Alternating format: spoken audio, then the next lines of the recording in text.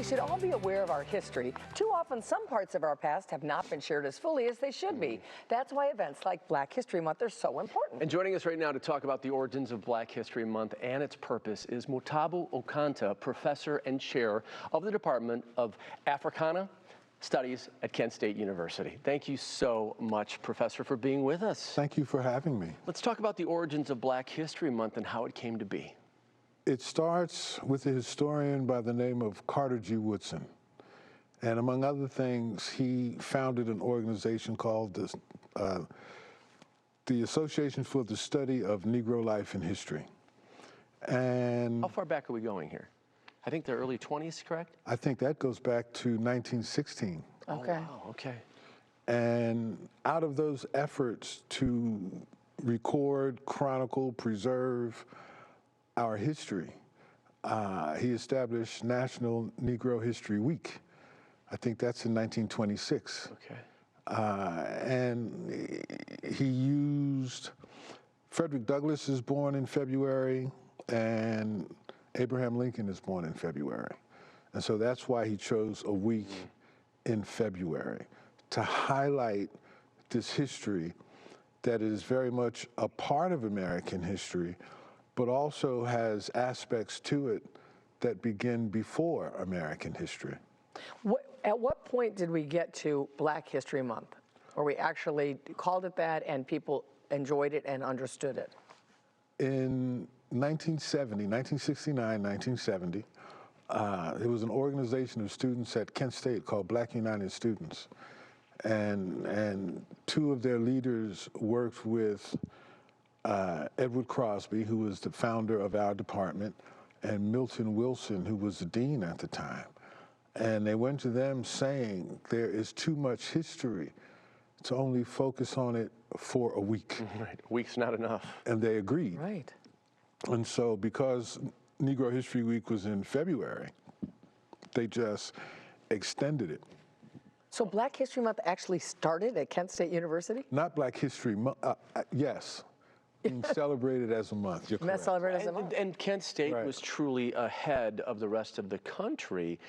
And what prompted and what actually powered this to actually spread throughout the country, Professor? Well, I mean, there's had to be some coming out individuals of the 60s, behind it. You have the Civil Rights Movement, which evolved into what was called Black Liberation Movement, Black Arts Movement.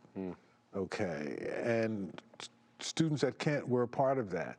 In 1968, about 300 black students walked off Kent's campus, and the university had to negotiate with them to get them back. And they demanded a Black Studies program to deal with curriculum, which is now the department. They demanded a Black Cultural Center, and they demanded more Black faculty and staff on campus. And so this movement was national. It wasn't just happening at Kent State. The first Black Studies program was established at San Francisco State. But it was happening all over the country.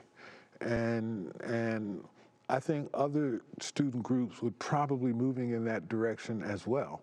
It just so happened it came together first at Kent State. Kent State. Here you are as the professor at Kent State. And what do you, in a sort of a sentence or two, what do you hope, flash forward 50 years now, what do you hope people get out of Black History Month? What would you like them to get out of Black History Month?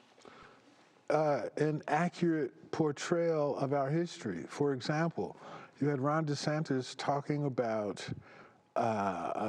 enslaved Africans got certain skills. Well, African people were metal workers before they were sold into slavery. They were farmers of cotton and rice and sugarcane. So they were sold into slavery precisely because of the skills that they possessed. Okay, and so they were doing these things on plantations. They created a new way of life for themselves. They became new people. You know, before the 18th century, there's no group of people who could be called African American. There's no group of people who could be called Brazilian. Brazil's population is 54% people of African descent. There's so much to learn. Yeah. There really is. Well, let's get people where people can go for more information. It's very simple. It's It just really is. kent.edu. Yes, yes. So we want to really encourage people to learn more and to really appreciate this month for what its founders found it for. You know, and a lot of our students are white because they feel like this is their history too. Right. And that they haven't been given this kind of history in their schooling before they get to Kent. Proving we all have so much to learn. Thank you Yes, so we much really for do. being here. We really appreciate your time. Thank you. Thank Thank you, you. Professor. We'll take a quick break. We'll be right back with more Good Company.